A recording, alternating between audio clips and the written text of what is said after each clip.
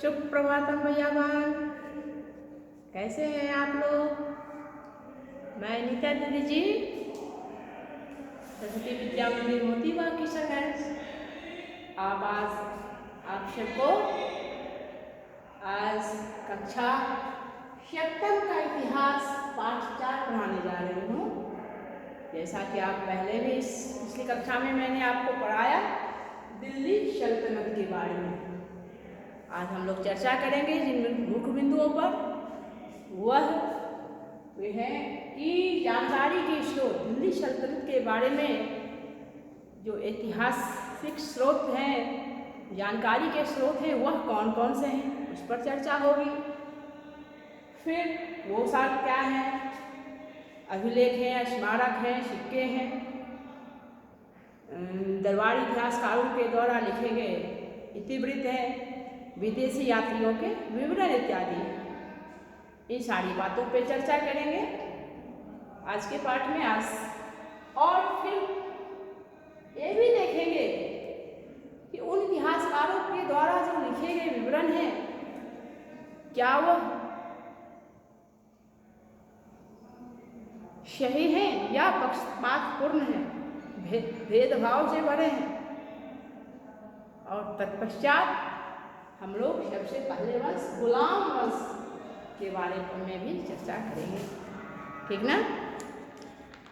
तो सबसे पहले हम लोग अभी ये देखते हैं कि दिल्ली सल्तनत के बारे में जानकारी के स्रोत कौन कौन से हैं, ठीक ना। तो आप लोग ध्यान से सुनेंगे और बिल्कुल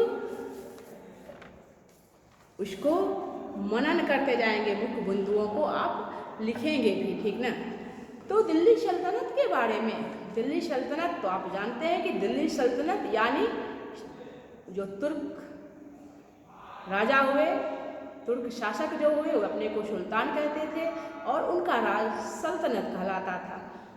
तो उनके शासनकाल के बारे में जानकारी के मुख्य स्रोत क्या है प्यारे भैया बहन।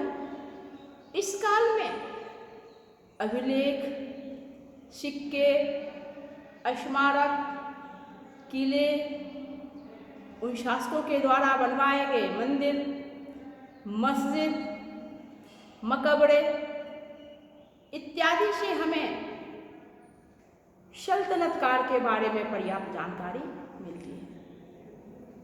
इसके साथ ही सुल्तानों के शासनकाल में उनके दरबार में रहने वाले इतिहासकारों के द्वारा लिखे गए ग्रंथ इतिवृत्त विश्व जानकारी के एक महत्वपूर्ण स्रोत हैं। साथ ही विदेशी यात्रियों के यात्रा विवरण, इनका भी काफी महत्वपूर्ण स्थान है। इतिवृत्त क्या है? एक नया शब्द है इतिवृत्त। इतिवृत्त क्या है? इतिवृत्त का अर्थ क्या होता है कि उर्दू शब्द, फारसी शब्द है तवारीख। इतिवृत्त का अर्थ है तवारीख, यानी ऐतिहासिक घटना, ऐतिहासिक घटनाओं का उनके कालक्रम, कौन सी घटना पहले घटी, कौन उसके बाद क्या हुआ, तो उनके कालक्रम के अनुसार विवरण क्या कहलाता है? इतिवृत्त कहलाता है। और जितने भी इतिवृत्त हैं वह मुख्य रूप से अरबी या फारसी भाषा में लिखे गए। विदेशी यात्रियों के विवरण में कुछ यात्री जो है, जैसे या जिन्होंने इतिवृत्त लिखा, जियाउद्दीन वर्ने, उसने तवारीख फिरोज शाही में बलबन, गयासुद्दीन बलबन के सिंहासन पर बैठने से लेकर तुगलक वंश के आरंभिक काल तक का वर्णन किया है। मिन्हाज सिराज गुलाम वंश के प्रारंभिक सल्तनत काल के बारे में वर्णन किया है। रजिया सुल्तान के बारे में उसने चर्चा की है।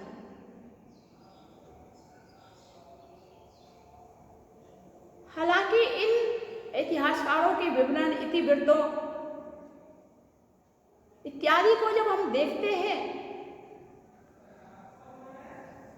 तो इनमें सामान्य लोगों के बारे में अधिक जानकारी नहीं मिलती है। तो प्रश्न यह उठता है कि जब इतिहासकारों ने उस काल के बारे में लिखा, दिल्ली सल्तनत के बारे में लिखा, तो क्या हुआ, क्या कारण था कि वो जन सामान्य की बात को ना लिख पाए। तो ऐसा लगता है कि वे इतिहासकार किसी न किसी शासकीय पद पर तैनात थे और उन शासकीय पदों पर तैनात होने के कारण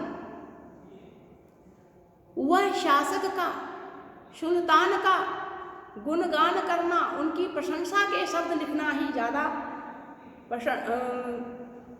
महत्वपूर्ण समझते थे, क्योंकि अगर उनको अप्रसन्न करके अपने पद को खोना नहीं चाहते थे, उनके कोप का भाजन नहीं होना चाहते होंगे। यही कारण है कि वह जन सामान्य के दुख दर्दों को या उनकी अवस्था को नहीं दिखा पाए। या फिर यह हो सकता है कि ये इतिहासकार नगरों में रहते थे और नगरों में रहने के कारण उन्होंने जन सामान्य के जीवन को, उनकी स्थिति को सही ढंग से नहीं देखा और इसलिए उनके दुख दर्द, उनकी आर्थिक स्थिति, सामाजिक स्थिति इत्यादि का वर्णन नहीं कर पाए। यही कुछ कारण हो सकते हैं जो कि उनके विवरण में जन सामान्य की चर्चा नहीं की गई है। फिर एक और बात मैंने कहा कि इतिहासकारों का यह पक्षपातपूर्ण विवरण है। इतिहासकार ने पक्षपातपूर्ण विवरण क्यों किया? क्यों उनके विवरण जो है वह पूर्वाग्रह से भरे हुए हैं, भेदभाव से भरे हुए हैं? इसकी चर्चा पहले भी मैंने की कि वह शासकीय पद में होने के कारण प्रशासक की प्रशंसा करना ही चाहते थे, उसकी कमियों को गिनाना नहीं चाहते थे। गयासुद्दीन बलबन जो हिंदू धर्म का विरोधी था, उसकी चर्चा तक इतिहासकारों ने नहीं की है। रजिया सुल्तान मात्र एक महिला शासिका थी और मिन्हाज सिराज ने उसकी बुराई कही है, उसकी प्रशंसा में दो शब्द नहीं किए। यानी उनका वर्णन, उनका विवरण जो है वह भेदभाव और पक्षपात, पूर्वाग्रह से ग्रसित है। इन इतिहासकारों में मिन्हाज सिराज, जियाउद्दीन बर्नी इत्यादि भी हैं। तो आगे आज हम सल्तनत काल के उस पहले वंश के बारे में पढ़ेंगे जिसकी थोड़ी चर्चा हम लोग पहले कर चुके हैं, और वह वंश है गुलाम वंश या दास वंश कहें या मामूलक वंश भी कहते हैं, जो 1206 ईस्वी से लेकर 1290 ईस्वी तक चला। जैसा कि आपको मैंने बताया कि इस गुलाम वंश का संस्थापक, इस गुलाम वंश की नींव डालने वाला, को प्रारंभ करने वाला कुतुबुद्दीन ऐबक था, जो कि मोहम्मद गौरी का गुलाम था। मोहम्मद गौरी की मृत्यु होने के बाद उसने, क्योंकि वह उसके भारतीय प्रांतों का सेनापति था, और जब उसकी मृत्यु हो गई, मोहम्मद गौरी की मृत्यु हो गई, तो भारत में अन्य गवर्नर जो थे, उन गवर्नरों का दमन कर, उनको हराकर उसने स्वयं को दिल्ली का सुल्तान घोषित कर दिया और गुलाम वंश की नींव डाली। चूंकि वह मोहम्मद गौरी का गुलाम था, दास था, इसलिए उसने उसका वंश गुलाम वंश के नाम से जाना जाता है। अपनी स्थिति को मजबूत करने के लिए उसने वैवाहिक संबंधों का भी सहारा लिया। वैवाहिक संबंध स्थापित कर उसने अपनी शक्ति को मजबूत किया। दिल्ली व अजमेर में तुर्क यानी इस्लाम धर्म के लिए अपना धर्म, उसका तुर्कों का धर्म क्या था? इस्लाम धर्म था। इस्लाम धर्म को मानने तथा अपने धर्म का प्रचार प्रसार करने के लिए उसने कुब्बत उल इस्लाम नामक मस्जिदों का निर्माण करवाया दिल्ली में, अजमेर में। यानी भारत में प्रथम इस्लामी स्मारक का निर्माण करवाने वाला भी वही था। चाहे वैवाहिक संबंध हो या धर्म का प्रचार प्रसार करके उसने अपनी शक्ति को मजबूत किया। सूफी संत कुतुबुद्दीन बख्तियार काकी की स्मृति में उसने कुतुब मीनार का निर्माण प्रारंभ किया। दुर्भाग्य ऐसा रहा कि 1210 ईस्वी में वह लाहौर में पोलो, जिसको चौगान भी कहते हैं, पोलो खेलते हुए वह दुर्घटनाग्रस्त हुआ, घोड़े से गिर गया और उसकी मृत्यु हो गई और उसका काम अधूरा रह गया, जिसको बाद में इल्तुतमिश के द्वारा पूरा किया गया। अब इल्तुतमिश कौन था? इल्तुतमिश कौन था और कब तक शासन किया उसने? 1210 ईस्वी में उसकी मृत्यु हुई कुतुबुद्दीन ऐबक की। तो इल्तुतमिश 1211 ईस्वी से 1236 ईस्वी तक उसने शासन किया। उसके बारे में जानते कि वह था कौन? कुतुबुद्दीन का ही दामाद इल्तुतमिश था और वह भी प्रारंभ में एक गुलाम ही था। उसने अपनी शक्ति को मजबूत करने के लिए 40 वफादार सरदारों का एक गुट बनाया। 40 वफादार और शक्तिशाली सरदारों का एक गुट बनाया अपनी शक्ति को मजबूत करने के लिए। उसने मुल्तान के शासक कुबाचा और गजनी के शासक यलदूज को भी हराया। इसके साथ ही साथ गंगा घाटी में के राजपूत शासकों व अन्य गवर्नरों के विद्रोह को दबाकर उसने तुर्की शासन को बरकरार रखा। यानी अपने साम्राज्य को जो जितना पाया था बिल्कुल उस स्थिति में बनाए रखा। संयोगवश उसका कोई कुशल उत्तराधिकारी नहीं हो पाया, योग्य उत्तराधिकारी नहीं था। तो 1236 ईस्वी में उसकी जब मृत्यु हो गई तो उसकी पुत्री रजिया सुल्तान ने राजगद्दी संभाली। रजिया सुल्तान एक महिला शासिका थी, लेकिन महिला होने के बावजूद ही वह काफी बहादुर, एक अच्छी घुड़सवार, एक अच्छी सेनापति थी। सेना का नेतृत्व करना अच्छी ढंग से जानती थी। महिला होने के बावजूद उसको अपने सरदारों के विरोध का और विद्रोह का, इन दोनों का उसको सामना करना पड़ा। सरहिंद के सरदार अल्तुनिया ने उसको पराजित भी कर दिया, लेकिन फिर बाद में उसने अल्तुनिया से शादी बना ली और फिर राजगद्दी पर कायम हो गई। वह दिल्ली सल्तनत की शासिका बनी रही।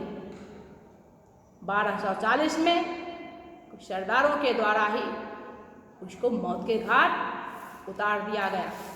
कब? 1240 में। जब रजिया सुल्तान की मौत हो गई तो कोई योग्य उत्तराधिकारी था नहीं। इसी कारण तो रजिया ने गद्दी संभाली थी। 6 वर्ष का समय आंतरिक कलह में ही बीत गया। अंत में इल्तुतमिश का सबसे छोटा पुत्र, जिसका नाम नसीरुद्दीन महमूद था, उसे वह सुल्तान बना। लेकिन वह आराम पसंद था, कमजोर था, अनुभवहीन था। अतः उसे सुल्तान तो बनाया गया, लेकिन शासन की वास्तविक बागडोर उसने अपने सलाहकार गयासुद्दीन बलबन के हाथों सौंप दी। सारी शक्तियाँ किसके हाथ में आ गई? प्रधानमंत्री यानी मुख्य सलाहकार गयासुद्दीन बलबन के हाथों में।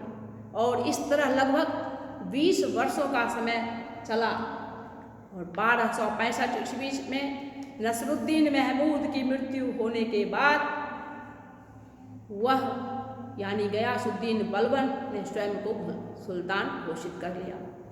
अपनी स्थिति को मजबूत करने के लिए बलबन ने भी कई महत्वपूर्ण कदम उठाए।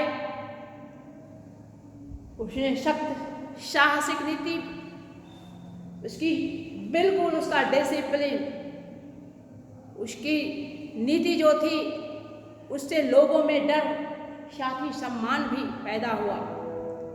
पूरे देश में कानून व्यवस्था की स्थिति अच्छी हो गई, शांति का राज स्थापित हुआ।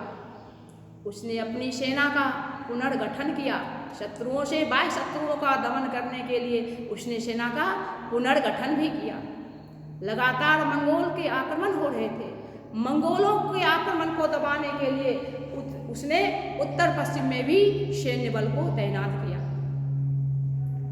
सरदार 40 सरदारों का गुट जो बलबन के द्वारा तैयार बनाया गया था, उस 40 को उसने खत्म कर दिया, क्योंकि लगातार विरोध विद्रोह होते रहते थे। अब वे सरदार दरबार में सर चुपचाप खड़े रहते थे, सर झुकाए खड़े रहते थे। उसके दरबार के नियम कानून इतने सख्त थे कि जितने भी दरबारी उसके दरबार के होते थे या कोई कर्मचारी, उनको सजदा करना पड़ता था। सर झुका के, जमीन पे सर झुका के पड़ता था, जिसको क्या कहते हैं, सजदा करना। लेकिन बलबन के उत्तराधिकारी कमजोर थे। 1290 ईस्वी में उसके पोते का कत्ल कर दिया गया और खिलजी वंश की स्थापना हुई। यानी हमने देखा कि रजिया सुल्तान की मृत्यु के बाद कोई सही उत्तराधिकारी नहीं, नसरुद्दीन महमूद बना। नसरुद्दीन महमूद ने 20 वर्षों तक लगभग प्रधानमंत्री गयासुद्दीन बलबन की देखरेख में शासन चलाया और गयासुद्दीन बलबन जब उसकी मृत्यु हो गई महमूद की, तो सुल्तान स्वयं को घोषित किया। उसने इल्तुतमिश के द्वारा स्थापित जो 40 सरदारों का गुट था उसको भी नष्ट कर दिया। आज हमने गुलाम वंश के बारे में पढ़ा। अब हम अगले कक्षा में पढ़ेंगे खिलजी वंश के बारे में। आज के लिए बस इतना ही। धन्यवाद।